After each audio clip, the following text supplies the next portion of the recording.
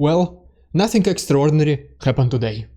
That's what I would say if I'll be ridiculous Russian propaganda. But as you already know, Ukrainians were able to severely damage the air base of Russians in Crimea. In addition to that, there is a potential that Ukrainians can encircle Russians in the east. And based on this recent absolutely devastating situation for Russians, some people assume that they might use this Zaporozhie Nuclear Power Plant to blackmail Ukrainians into peace talks. Which means, guess what? Russians started to accept the fact that they will lose. But more about all of this in a couple of minutes. What's up, investors? It's the Russian dude.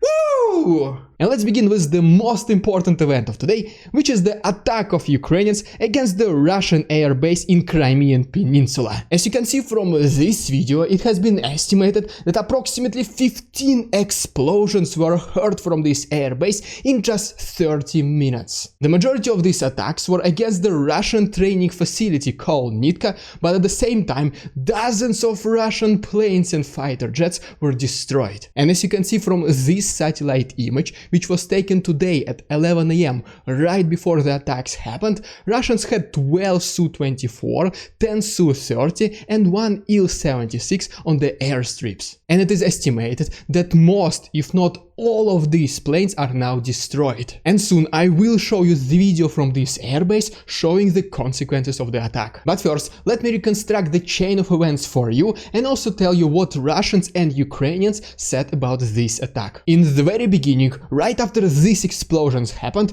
Russia announced the state of emergency in Crimean Peninsula. But soon enough, Russian government representatives started saying that this is a fake news because nothing basically happened. Which is, if you think about it, is the very first sign that actually something big happened. But anyways, the main reason, according to the Ministry of Defense of Russia, is that there were inappropriate loading of the fuel. And as a result of not following the fire safety protocol, this fire broke out. And then as a result of this fire, several missiles detonated in the warehouses. Immediately after the explosions, people obviously started to leave the Crimean Peninsula. And obviously as a result of this, there were huge traffic jams on the road, including in the Crimean Bridge. After this, the mandatory evacuation from Novofyodorovka and its neighboring regions have been announced. And in addition to that, all the entrances inside the city were blocked by the police. And obviously the way Russian propagandists reacted to this event is that there was some kind of diversion or partisans, definitely not the attack from Ukrainians. In response to that, the Ministry of Defense of Ukraine started just trolling Russians. They were basically saying that according to our intelligence, we are unable to establish the reason for these explosions.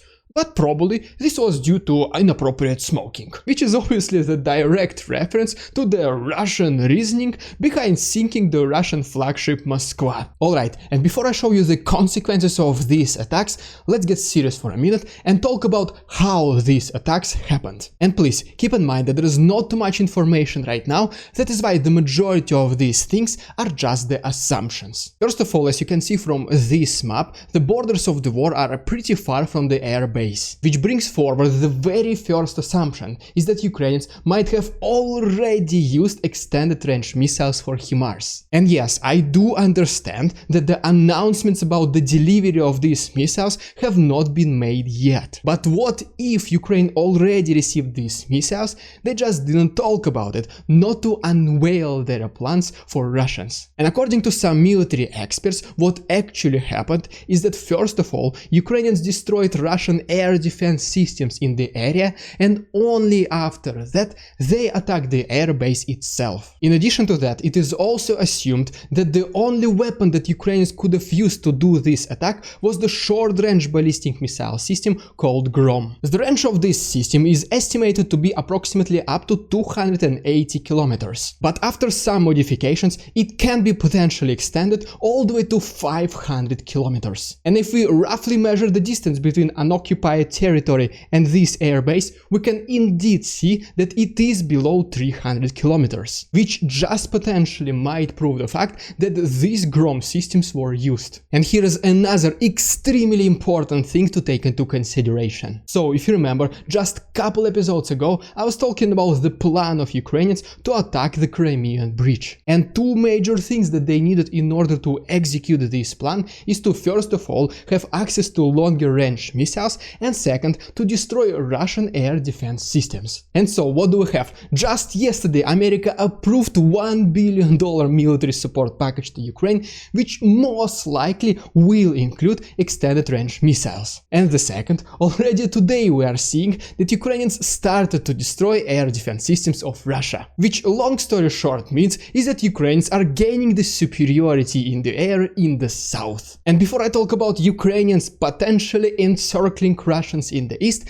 here as promised are the consequences of these attacks against the air base in Crimea. As you can see from this video, this plane is practically destroyed and all the surrounding area is completely burned down. In addition to that, here is the video from the city of Novofyodorovka. And as you can see, unfortunately, these civilian buildings were affected by the blast wave. Without a doubt, this is one of the major events of this war, and most likely there will be response from Russia. And that is why I am assuming that the next several days will be extremely intense. And by the way, I have around 80 pictures and videos of this attack against the Russian air base in Crimea, but I obviously was not able to use them all in today's episode. And if you want to see this footage, please consider checking my Patreon. And as always, you can find the link down below. Alright, before we talk about this, here is literally just a couple of videos from the south. In this video you can see Ukrainians destroying a military object of Russians in Melitopol. And in this video we can see Ukrainians destroying a military warehouse of Russians in Novoalexeyevka. But wait,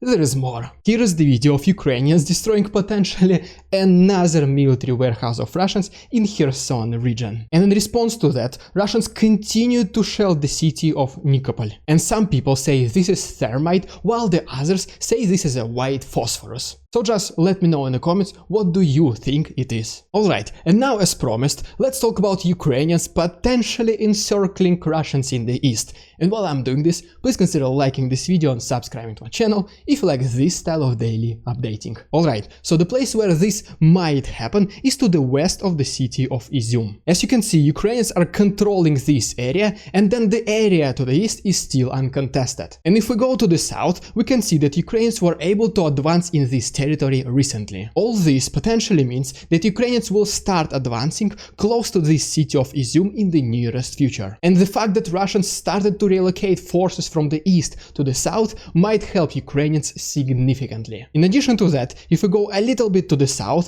we can see that Ukrainians were able to take back a little bit of its territory next to Krasnohorivka. But unfortunately, Russians had some sort of success to the east of Bakhmut. And by the way, in this video you can see Ukrainian soldiers being able to destroy the armored personnel carrier of Russians in the area next to Izium. In addition to that, potentially another military warehouse of Russians was destroyed in Volnovakha. As you can see, the situation in the east rapidly changed in the favor of Ukrainians. Alright, and before I talk about Russians who want to use the Zaporozhie Nuclear Power Plant to blackmail Ukraine into potentially peace talks, here are just a couple more videos from Kharkov region. As you can see in this video, which came to us from Belgorod, here we can see potentially Russian air defense systems in work. But to be honest, I don't see any missiles coming in the other direction. So my question is, which rockets Russians are trying to intercept? But at the same time, here is the video from Kharkov. And unfortunately, as you can see, Russians again started to attack the civilian buildings in this city. Okay, and now let's talk about potentially the culmination of this war. And what I'm talking about here is that according to once again Alexei Arestovich,